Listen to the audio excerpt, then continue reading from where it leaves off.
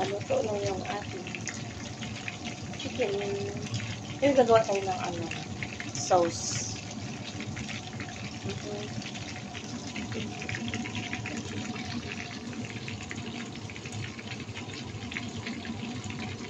O diba, double purpose sisi para sa ekonomiya.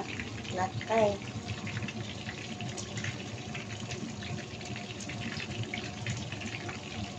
Ngayon ang gagawin kong sauce is yung yung tawag nila dito tahin. Usually ginagamit nila yan sa paggawa ng shawarma. Tapos ito milk na full cream and yogurt, mayonnaise na konti, cooking cream, and ito actually the product that I use for my content is not paid by promotion. Yes, I just use it for my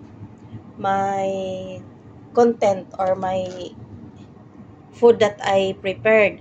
Okay? No copyright infringement intended.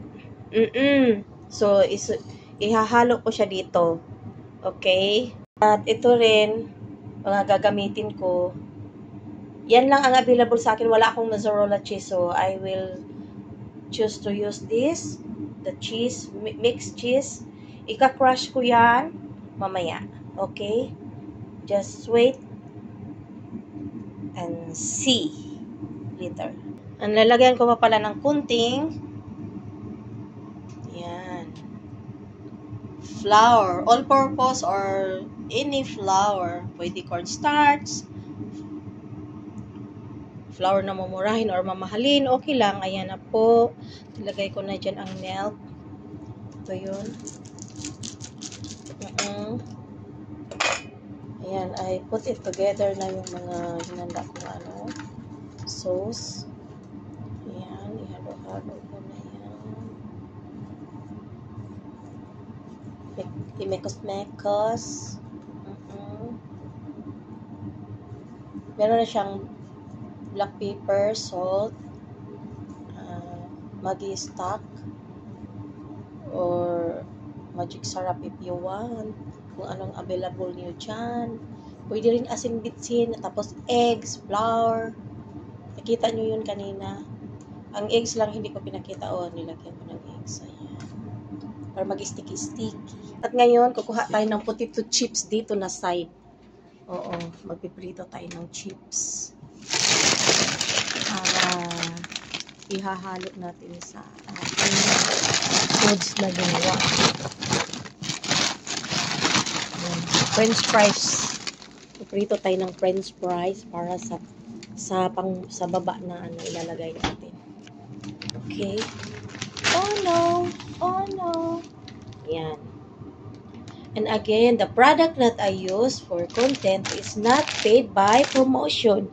I just use it because I needs it. Okay? Ayan. Hindi yan bayad. Ano lang talaga, yan lang talaga ang meron na magagamit ko. Ayan. Mag-iinit ako ng mantika. Dito na side. Okay? Ayan, para masipit potato chips. Ganon. While, painitin natin yan. Mekos muna tayo dito na side sa ating sauce, sa ating toppings. Mix it with love. Char. Ayan na naman ang mix with love. Ayan naman po tayo sa love Diba? Mekos.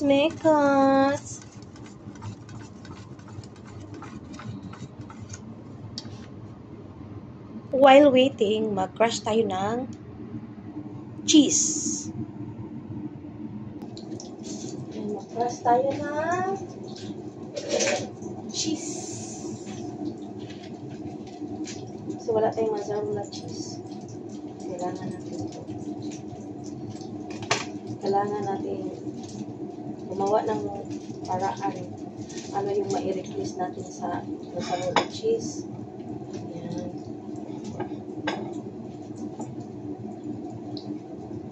Hindi yan pang bata ha. Nag-live ako na hindi pang bata, for adult.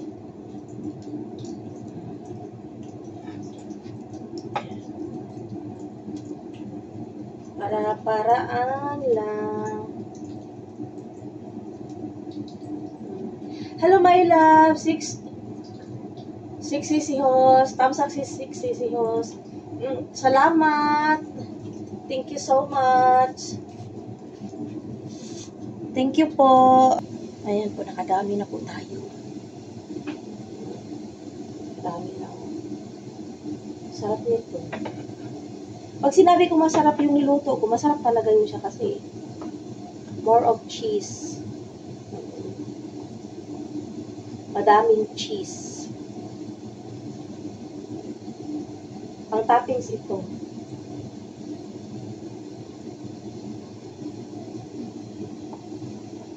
Tsaka pwede din ito kainin.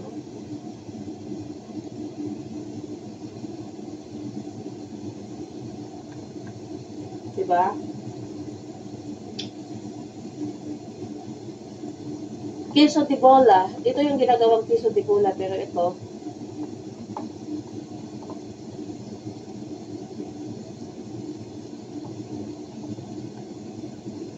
cheese stick.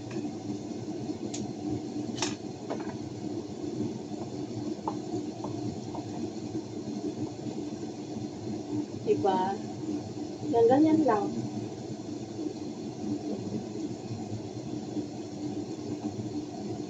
Yummy lang siya.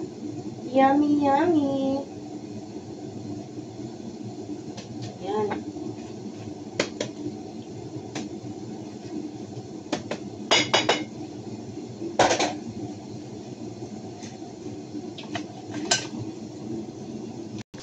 Ayan po, naluto na siya. Naluto na.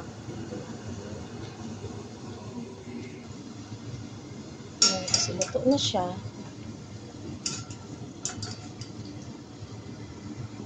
Yung sauce. Okay, palalagyan natin ng konti dito.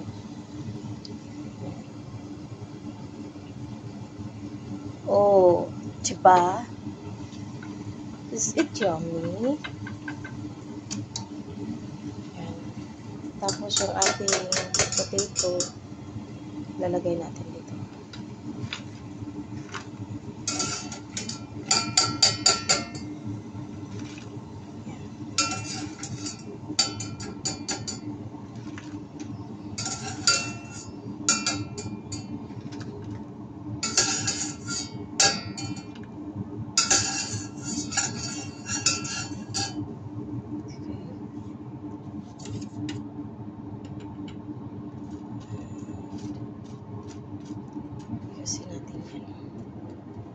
Ganyan. Tapos yung pinirito natin na chicken. Ito po yun. Ilalagay natin dyan ngayon. Yan.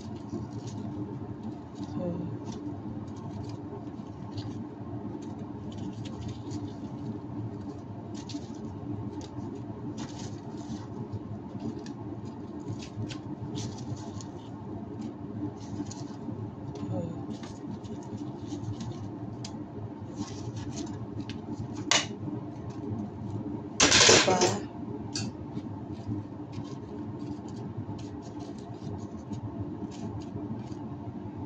Yan po. Tapos, lalagyan natin ito.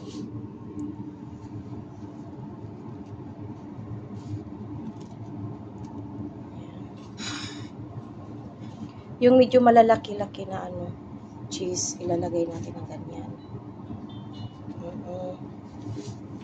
Ilagay na natin yung sauce natin. Yan, tapos ilalagay natin sa oven kasi malulubat na po ako. Itong yan, is it creamy and yummy. Ayan, ilalagay ko sa oven to. Ayan, ayan po. Ayan, ayan, ayan. Oh my God. Hindi pa man naluto pero napakayami na po, tingnan. Tapos the rest of the cheese, I gonna drop it here. Okay? Ayan. Kasi magmumukbang lang ako or ipakita ko lang sa inyo ang aking finished product kasi hindi ko na ma-edit siguro dito. And this is your Divine Jovin channel. Update ko lang kayo guys, parang ano na lang siguro,